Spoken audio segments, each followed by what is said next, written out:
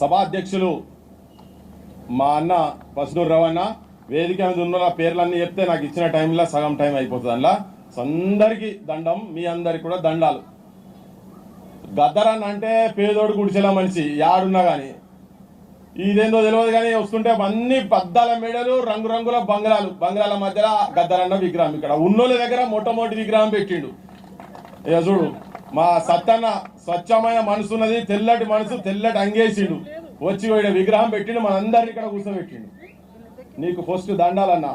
Telangana follow అవుతున్నది. మా భరత్ కూడా మామూలుగా కాదు, నిరాహార దీక్ష చేసి దాన్ని మళ్ళా ప్రభుత్వంతో కొట్లాడి కంచాలయ్య గారు ఇక్కడ తీసుకొచ్చి ఇక్కడ పెట్టిపిచ్చారు. ఇవాళ ఇక్కడి నుంచే మళ్ళా మొదలైంది. ఇప్పుడు మా గదరన్న చెప్తున్నా ఊకే నాతో, ఎక్కడన్నా కంచాలయ్య సార్ ఎక్కడన్నా వస్తే అది దిగిండా అయిలనే దిగిండు కథ ఇక జడగొడతాడు, దీన్ని జడగొడతాడు అంటుండే. ఊకే ఇక దిగిండు ఇక జడగొడతాడు, దీన్ని అయిపోయిందని. ఇలా టీఆర్ఎస్ వాళ్ళు అందరికి కేసీఆర్ కాడికి వెళ్ళి మొదలు పెడితే అందరికి అబ్బా మళ్ళీ పంచాయతీ పట్టుకొచ్చున్నారు నాయన, మళ్ళీ జడగొట్టినాను. ఇక్కడ వాళ్ళ అయ్యా పాపం కేసీఆర్ కుటుంబము కేసీఆర్ ను జాతిపిత అని చెప్పి మనం ఏదో చేయబోతే ఈయన వచ్చి ఇదో కొత్త పంచాయతీ పెట్టినని మొదలైంది. ఇప్పుడు ఇలా ఫోటో ఈ ఫోటో చూడంగానే నాకు ఫస్ట్ అదే గుర్తుకొచ్చింది. అన్న ఫోటో నేను ఇంతకుముందు చూడలేదు, మరి ఇంతకుముందు చాలా మటుకు వచ్చిందేమో నాకు తెలియదు. కానీ ఆ ఇన్విటేషన్ ఫోటో ఐలే సార్ నాకు పంపించిండు. ఇది చూడంగానే నాకు మొట్టమొదటి ఇదే తట్టింది. ఇంకో ఫోటో దీనికి ఈ ఫోటో నేను అనుకుంటా కేసీఆర్ బొమ్మ పెట్టంగానే ఆయన పీనుగ లెక్క ఉంటాడు. ఆయన మొత్తం పెట్టి ఇటోటి అన్ని పెట్టి ఇట్లా పెట్టి అంగిప్పి పోస్టర్లు ఇస్తున్నాడు బర్త్డే రోజు. అంటే సావు మెడల అంటే సావు నోట్ల తలకాయ పెట్టి తెలంగాణ తెచ్చిండని వాళ్ళే ప్రచారం చేసుకుంటున్నాడు కదా. ఇక ఈ ఫోటో చూస్తే ఇప్పుడు దీంట్లో ఈయననేమో గద్దరనేమో 6 బుల్లెట్లు తీసుకొని కూర్చున్నాడు. ఆ పెద్ద మనిషి ఎట్లా కూర్చున్నాడు అంటే, మేము ఒకసారి నేను పాశం యాదగిరంకులు అటు ఓపెన్ కాస్ట్ సైడ్ పోతున్నాం. అదే రోజు మాకు ఫోన్ వచ్చింది, అల్లం నారాయణ సాబ్ ఫోన్ చేసి ఈయన అటో ఇటో అయినట్టున్నాడు, జర అటు ఇటు పోకుర్రి మీరు ఇటు రాండ్రి అనేదో చెప్తాను ఫోన్ చేసిండు. అయితే నిమ్స్ హాస్పిటల్ డైరెక్టర్ ఉండే ఏదో ప్రసాద్ రావు సార్, ఆయనకి ఫోన్ చేసినాం. మేము ఫోన్ చేసి సార్ మరి మా ఊరి పరిస్థితి ఎట్లంటే మీరు ఏం ఫికర్ చేయకండి, మీరు ఏం వరి కాకండి, మీ వాడు స్వచ్ఛంగా ఉన్నాడు, ద్రవాహార దీక్ష చేస్తున్నాడు, ఆయనకి ఏం కానియేమో మీరు బేఫికర్ ఏడుకని అడుగురండి.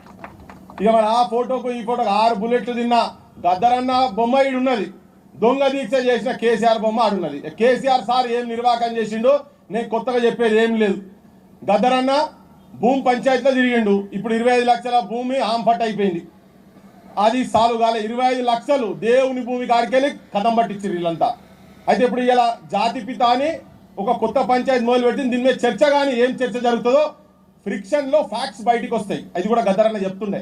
రాపిడిలో ఎట్లయితే హీట్ వస్తుందో ఇప్పుడు ఫ్రిక్షన్ జరగని, ఇప్పుడు ఆగస్టు వరకు టైం పెట్టిండు ప్రభుత్వానికి, అప్పటి వరకు జరగని, ఎవరు నిజంగా జాతిపిత, ఎవరు త్యాగం చేసిరు, ఎవరు మోసం చేసిరు, ఎవరు ప్రజల పక్షాలు ఉన్నారు, ఎవరు వీరోచితంగా పోరాడిండ్రు, ఎవరు కుటుంబాలను వదిలిపెట్టి జనం గురించి ప్రజల గురించి ఎక్కడ సమస్య ఉన్నా అది ఓపెన్ కాస్ట్ అయినా యాడ ఉన్నా ఏ మూల ఉన్నా చెంచు పెంటల కాడికి వెళ్ళి మొదలు పెడితే ఎక్కడి నుంచైనా హైదరాబాద్ అయినా ఏడనైనా కానీ తెలంగాణ వచ్చేంత వరకు ఏదన్నా గొంతు ఒక ధైర్యం ఏదన్నా ఉన్నది అంటే అది ఏకైక వ్యక్తి గద్దరన్న కట్టె పట్టుకుని అక్కడ నిలబడుతుండే నేనున్నా ఇడా అని.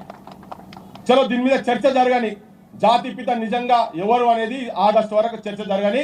గవర్నమెంట్ వాళ్ళు ఆగస్టు 6 నాడు మళ్ళా టైం పెట్టిరు కదా, అప్పటి వరకు ఈ చర్చ జరిగి ప్రకటించే పరిస్థితికి తీసుకురావాలి, వస్తుంది కూడా అని నేను చెప్పదలుచుకున్నా. ఇక్కడ ఒక 2 అంశాలు ఏంటంటే, జాతిపిత అనేది ఇలా జనం నుంచి వచ్చింది, తెల్లాపూర్ నుంచి మొదలైంది. రేపు ప్రభుత్వాలు కూడా తల వంచి చేయాల్సిన పరిస్థితి వస్తుంది. ఒకవేళ వీళ్ళు చేయకపోతే ఆ జాతిపిత ప్రకటించే ప్రభుత్వాన్ని వచ్చేసారి మనం తెచ్చుకుందాం, ఒకవేళ వీళ్ళు చేయకపోతే. ఇక అన్న పాటలల్లో ప్రతి పాట 2 అంశాలన్న ఖతమైపోయింది. 2 అంశాలు. అన్న జాతిపితాని మనం గౌరవించుకుంటూ పాటు ఆయన ఆశయాలు ఏంటిది, ఆయన సాహిత్యంలో ఉన్నదేంటిది, తెలంగాణ ఎట్లా చూడాలనుకున్నాడు, తెలంగాణ సమస్యలు ఏముండే అనేది గద్దరన్న పాటలల్లా. అమ్మా తెలంగాణమా ఆకలి కేకల గానమా, దగాపడ్డ నా తెలంగాణము గుండె సప్పుడినడో ఈ 2 పాటలల్లా తన ఏవైతే తెలంగాణ ఎందుకు తీసుకొచ్చుకోవాలని చెప్పని ఏవైతే చెప్పిండో అవన్నీ మీరందరూ వినుంటారు. బడులు కావచ్చు, ఉద్యోగాలు కావచ్చు. ఇప్పుడు ఇక్కడ ఇన్ని బంగ్లాలు ఉన్నాయి కదా, ఇలా 80% మనలోకే రావాలని చెప్పని ఇప్పుడున్న ప్రభుత్వం చెప్పారు. ఆ ఉద్యోగాలు కూడా తెలంగాణ ఐఏఎస్లు ఐపీఎస్లు అందని మిఠాయి చందమామలే, మేనేజర్లు, డాక్టర్లు, ప్రిన్సిపాల్లు, వైస్ ఛాన్సలర్లు, క్లర్క్ కొడుకులు కూడా కొలువులు కూడా మనవి కావు. మిగిలింది ఒక్కడే చీపురు కొలువు. ఆ చీపురు కొలువుకు తోటి ఆంధ్రులు పోటీకి వచ్చినారు అంటే ఇవాళ ఆంధ్రులతో పాటు ఉత్తర హిందుస్థాన్ వాళ్ళు మొత్తం వచ్చి ఇక్కడ కబ్జా చేస్తున్నారు కంప్లీట్ గా.